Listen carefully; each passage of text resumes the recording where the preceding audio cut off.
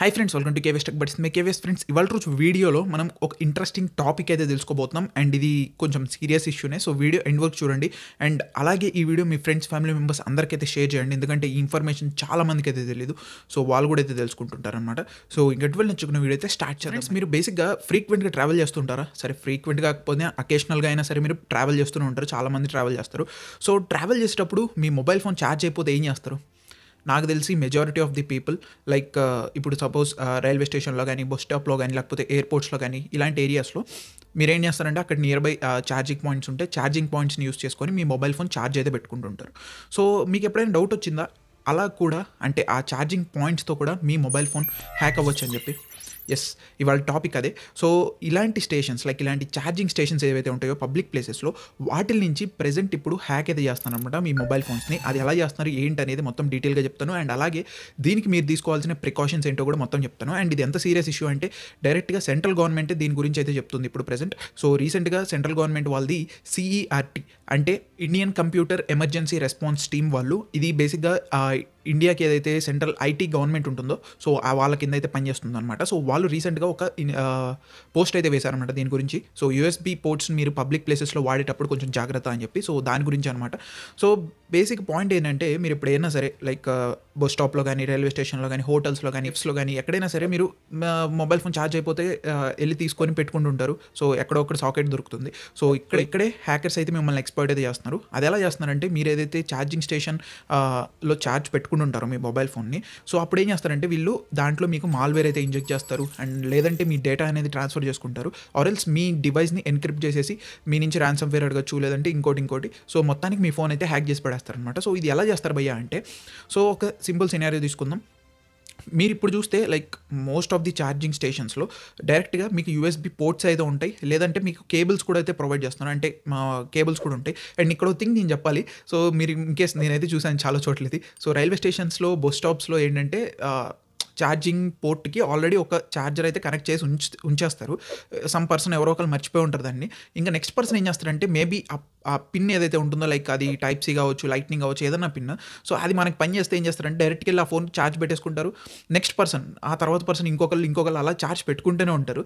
ఆ ఛార్జర్ అనేది అక్కడే ఉంటుంది. ఇలాంటి సినారియోస్లో ఏమవుతుందంటే, ఇలాగా హ్యాకర్స్ ఏం చేస్తారంటే వాళ్ళే కొన్ని చోట్ల ఇలాంటి ఛార్జెస్ అనేది అయితే వదిలేసి ఏం చేస్తారంటే, మీరు ఇలా ఫోన్ ఛార్జ్ పెట్టుకున్నప్పుడల్లా మీ నుంచి డేటా తీసుకోవడమో, లేకపోతే మీ ఫోన్లోకి మాల్వేర్ ఇంజెక్ట్ చేయడమో, ఇలాంటివి అయితే చేస్తారు. సో ఈ ప్రాసెస్ని ఏదైతే ఉంటుందో, సో మీ ఛార్జింగ్ స్టేషన్ నుంచి మీ ఫోన్లోకి మాల్వేర్ ఎక్కించడం, దీన్ని జ్యూస్ జాకింగ్ అంటారు అనమాట. సో ఈ జ్యూస్ జాకింగ్ అనేది ఇప్పుడు ఏదో కొత్తగా వచ్చింది కాదు, ఎప్పటి నుంచో ఉన్నదే. సో చాలా కంట్రీస్లో ఇదైతే ఎడ్యుకేట్ అయితే చేస్తున్నారు చాలా మందికి, పబ్లిక్ ప్లేసెస్లో ఛార్జింగ్ పాయింట్స్ని అయితే యూస్ చేయొద్దని చెప్పి. సో ఇప్పుడు ఇండియాలో కూడా అయితే ఈ ఇనిషియేషన్ అయితే స్టార్ట్ చేశారు. సో అదొక గుడ్ మూవ్ అని చెప్పాలి. సో మీరేంటంటే పబ్లిక్ ప్లేసెస్లో డైరెక్ట్గా ఛార్జర్ తీసుకొచ్చి, అంటే లైక్ మీ దగ్గర సొంత ఛార్జర్ ఉంటే పెట్టుకోండి, కానీ డైరెక్ట్గా వేరే వాళ్ళ ఛార్జర్ కానీ, కేబుల్స్, మెయిన్గా కేబుల్స్ అనమాట. సో కేబుల్స్ ఎందుకు చెప్తున్నానంటే, ఈ కేబుల్స్ ఏవైతే ఉంటాయో, మీరు డేటా కేబుల్స్ ఉంటాయి కదా, సో అవే మీరు కొన్ని కేబుల్స్ ఏంటంటే కొన్ని టైప్ ఓన్లీ ఛార్జింగ్ కోసమే పనిచేస్తాయి, అవి డేటా ట్రాన్స్ఫర్కి పనికిరాదు.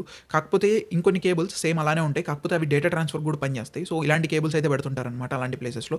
సో అలాంటివి మీరు చూసి జాగ్రత్తగా ఉండాలి. సో మరి దీనికి ప్రికాషన్స్ ఏం తీసుకోవాలి భయ్యా అంటే, సో ఫస్ట్ థింగ్, మీరు ఏదైతే ట్రావెల్ చేస్తున్నారో, సో ట్రావెల్ చేసేటప్పుడు మీరు ఒక ఛార్జర్ అడాప్టర్ మీరు క్యారీ చేయండి. కేబుల్, ఛార్జ్ అడాప్టర్ 2 క్యారీ చేసుకోండి. సో వాల్కి సాకెట్ కనుక కనిపిస్తే సాకెట్లో పెట్టుకోండి, ప్రాబ్లం లేదు. అండ్ ఇన్ కేస్ కొన్ని చోట్ల ఏంటంటే మీకు డైరెక్ట్గా USB పోర్టే ఉంటుంది, లైక్ సాకెట్ ఉంటుంది. సో మీరేం చేస్తారంటే ఆ కేబుల్ తీసేసి జస్ట్ కేబుల్ మాత్రం ఇన్సర్ట్ చేసేసి ఛార్జ్ చేసుకుంటారు. సో అదైతే చేయమాకండి. సో అక్కడి నుంచి అయ్యే ఛాన్స్ అయితే ఉంది. నెక్స్ట్ వన్ వచ్చి ఏంటంటే, మీ ఫోన్లో USB డీబగ్గింగ్ అనే ఒక ఫీచర్ ఉంటుంది. సో డెవలపర్ ఆప్షన్స్లోకి వెళ్తే మీకు కనిపిస్తుంది. సో దాన్ని మీరు డిజేబుల్ చేసి ఉంచుకోండి. సో USB డీబగ్గింగ్ అనేది డిజేబుల్ చేసుకోవాలి.